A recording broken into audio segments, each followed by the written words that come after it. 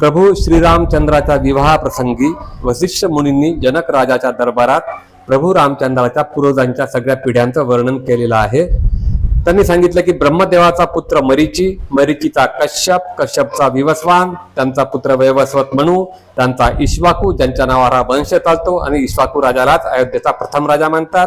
त्यांचा पुत्र कुक्षी, कुक्षीचा विकुक्षी, त्याचा बाण, बाणचा अनरण्य, अरण्यचा पृथू, पृथूचा पुत्र त्रिशंकू, त्रिशंकूचा पुत्र धुंधुमार, धुंधुमारचा युवनाश्व, त्यांचा पुत्र मांधाता, मांधाताचा सुसंधी, त्यांचा भरत, भरतचा असित, असितचा पुत्र सगर, सगरचा असमन, असमनचा अंशुमान, अंशुमानचा पुत्र दिलीप, दिलीपचा पुत्र भगीरथ ज्यांनी गंगा पृथ्वीवर आणली होती, भगीरथचा ककुस्त, ककुस्तचा पुत्र रघु ज्यांच्या नावावर सुद्धा वंश ओळखला जातो, त्याचा कल्माशपात, कल्माशपातचा शंखन, शंखनचा सुदर्शन, सुदर्शनचा अग्निवर्ण, अग्निवर्णचा पुत्र शीघ्रक, शीघ्रकचा पुत्र मरु, मरुचा पुत्र प्रशुश्रुक, त्यांचा पुत्र अंबरीश, अंबरीशचा नहुष, नहुषचा ययाती, ययातीचा पुत्र नाभाग, नाभागचा पुत्र अज, अज राजाचा पुत्र दशरथ आणि दशरथ राजाचे पुत्र श्रीराम आणि लक्ष्मण ज्यांना मान्य जनक महाराज आपण आपल्या दोन्ही कन्या सीता आणि उर्मिला अर्पण करणार आहात। हे सगळं वर्णन आलं आहे वाल्मिकी रामायणाच्या बालकांडाच्या 70व्या